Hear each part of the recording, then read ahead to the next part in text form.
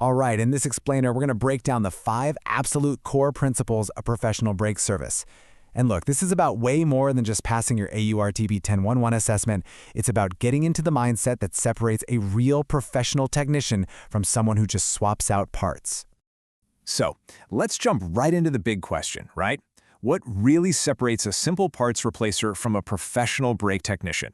The answer? It's more than just knowing how to use a wrench. It's a completely different mindset.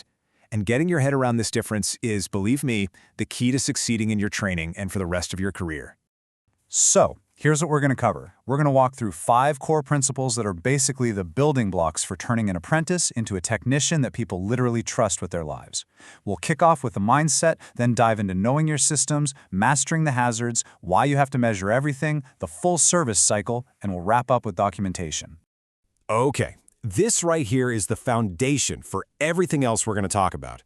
You see, this isn't about just memorizing a bunch of rules from a textbook. It's about adopting the mindset, the approach that a qualified pro uses every single day to make sure a vehicle is genuinely safe to be on the road. All right, principle number 1, and this is a big one, foundational knowledge. It sounds obvious, right? But honestly, you can't fix what you don't understand. This is the clearest line in the sand between a pro and everybody else. And just look at the variety here. I mean, you're expected to understand the basic operation of all of these systems. You could be working on a car with standard hydraulic brakes one day and a heavy truck with a full air brake system the next. You've got to be ready for anything. And this really gets to the heart of it. Anybody can swap out a set of brake pads. A real technician, though, they understand why those pads wore out.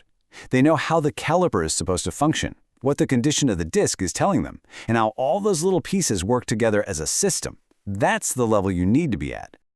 Next up, let's talk about safety, because the training for this puts a massive spotlight on 2 very specific hazards. And these aren't just your general workshop safety tips. These are critical, absolutely non-negotiable requirements for anyone touching a brake system. Listen up, because this is probably the single biggest rule you need to burn into your brain.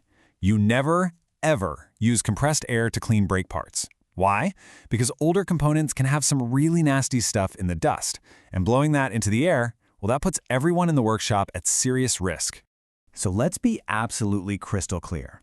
Getting this wrong, improperly handling brake dust or corrosive fluid, it's not just a small oopsie, it's a huge safety breach. In your training, it is an instant fail on your assessment, no questions asked. In the real world, the consequences can be so much worse. Okay, now let's get into a skill that truly separates the professionals from the guessers: precision. This is where we stop looking and start measuring, because when it comes to brakes, your eyes can absolutely deceive you. Here is a perfect example. That brake disc might look perfectly fine, but when you put the micrometer on it, it reads 21.8 millimeters.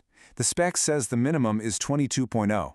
That tiny difference, we're talking 0.2 of a millimeter, is the difference between safe and unsafe. That's a fail. It doesn't matter what it looks like, the numbers don't lie. And that's the whole point, isn't it? Your tools are your superpower here. They see what you can't. You're not just checking the brakes, you're collecting hard data to make a decision that could save a life. It's all about facts, not feelings. Okay, principle number 4. This is all about seeing the job through to the absolute finish line. A classic rookie mistake, and a really, really dangerous one, is thinking the job is done just because the new parts are bolted on.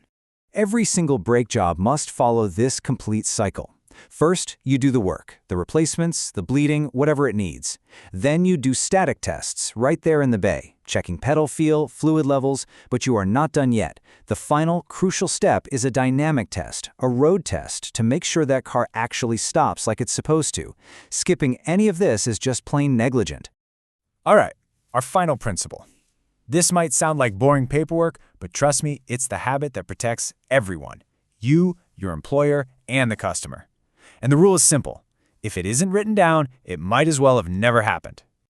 This workflow, this sequence is mandatory. You inspect, and then you stop. You must report your findings and get approval before a single bolt is turned for the repair. Then, once the work is done and tested, you document every last detail on that repair order. That's not just paperwork. That is your legal proof of a job done right. So now you can really see how these 5 pillars all lock together, right? They form this kind of shield of professionalism. Your knowledge lets you inspect accurately, your safety protocols keep you safe, your precise measurements tell you what to do, your procedure guarantees the fix actually works, and your documentation proves it all. That is what being a professional is all about. Because at the end of the day, that's what this all boils down to. Every single time you work on a braking system, you're taking someone's safety into your hands. These 5 principles, they aren't just to get you through a test. They are your guide to earning that trust and to living up to that huge responsibility every single day you're on the job.